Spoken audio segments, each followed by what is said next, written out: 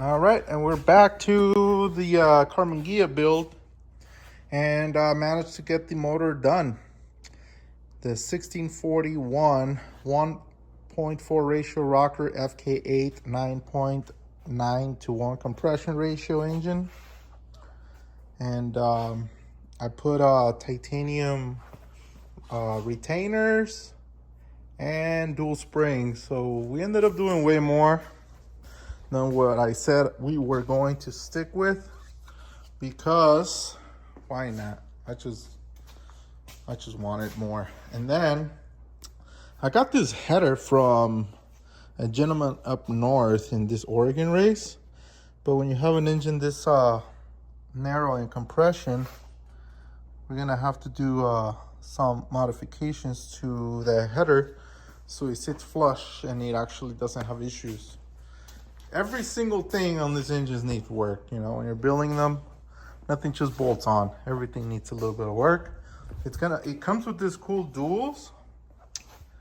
And those are the J pipes right there. I like this header. I wanted something like this so I can run my old school glass pack. So I'll be able to run the glass pack, and if I want to make it quieter, I'll put the duals and it'll fit on the same header. That is the reason why I wanted this header. Another reason is because of this.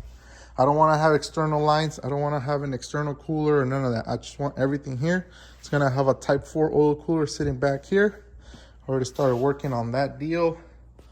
And by I started, I mean I dropped it off right there on Nick's bench. So now he's got that mess to clean up for me. Let me show you guys a little bit what this consists of. And all it is, so it's just a standard 36 shroud, and we cut the back out of it, and we put this kit on it that converts it to Type 4 oil cooler. And we also got this stuff to put the Venturi ring in there, the exit duct, and that should I'll make a video about this by itself, but the reason why we're doing all this is because we want an engine that it's easy to take out. We don't want to have to like remove oil lines or none of that stuff. Doing some testing with 40 DCNFs and 40 IDF carburetors, back-to-back testing on this engine. So we're gonna run a linkage right here, a vintage speed. So we're able to swap carburetors without having to swap too much stuff, because that linkage shares both of those type of carburetors. So it will be easy to do the test. We have Molly 87 millimeter pistons in here with AA skirts, and it's running stock crank, stock rods, and FK8 with aluminum gear. It's not straight cut, and it's just a flywheel I had laying around. Resurfaced it, cleaned it up, and threw it on here. And the case is what came out of the Carbon Ghia. The crankshaft is what came out of the Carbon Ghia, which is A-doweled it and cleaned it up. And that was it. Wire wheeled it. Really, it didn't take much. It's just a polishing job. The pistons were really off. They were about 8 grams off. So I got yelled at by the balancer for sure, you know. But I told him, bro, this were around for years. I hardly ever built a 1641, so I had these things for years. Let me flip it around. You can see the bottom. Another issue I had with this engine, and I'm prepared to get yelled at by you guys, is the push rods. I tried to the tubes. I tried to run Volkswagen tubes, the stainless ones, and they wouldn't crush them. They just got deformed because the engine's so narrow that it didn't like it. I'll show you what happened to them. They're somewhere over here. Oh, here, you see this? See this? It's unacceptable, right? So this happened to the 4 of them that I tried. This one was working out. I'll say it didn't happen to all of them, but it happened to 2 of them. Okay, so here's one, here's another, right? So 2 out of 4, just on one side. So I immediately aborted that plan, pulled the head back out, pulled them all out, and got on my stash of parts and found a set of these used JC tubes, but I had rebuild kits for them. So I just rebuild them and throw them on my motor. And I actually wanted to use some silver ones, but those turned out to be too long as well. So I had to run these. I had no choice but to run these. So that's that. And then my little sump has the screen in there. Everything's cool. I'm very happy with everything's turning out. These are the Wolfsburg West valve covers with the CB fitting here for the 12 millimeter hose, the German style, which is this hose over here. If I have any left, it's this, right? Right here. Okay, so that's gonna be my breather, and then my other breather will be here, the stock one. Come out of here. And I got this powder coater already. And the stand is at Costello's. He's vapor honing my alternator stand for me. And that's it. It ain't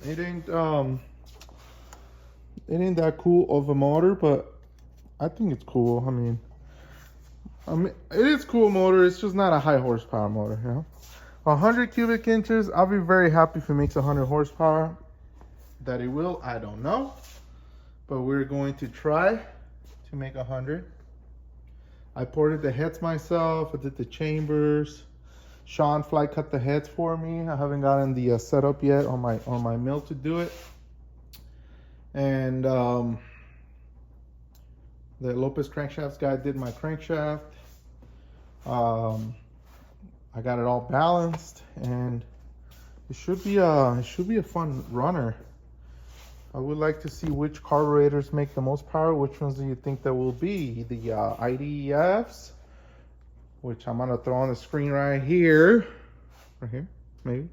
I don't know if I can do it, but or these right here, which are the DTNFs. You know, so I don't know. I would like to see it on IDFs.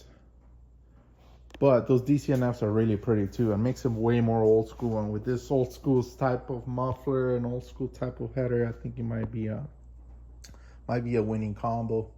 As far as looks goes, at least, right?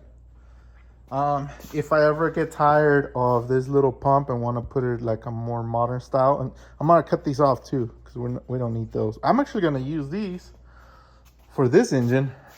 I'm gonna weld them onto a sidewinder. So we can have a sidewinder with these on. It's gonna be pretty cool. So anyway, what was I saying? Oh yeah, if I ever wanna like put a real header on here and get rid of this, I have my full flow.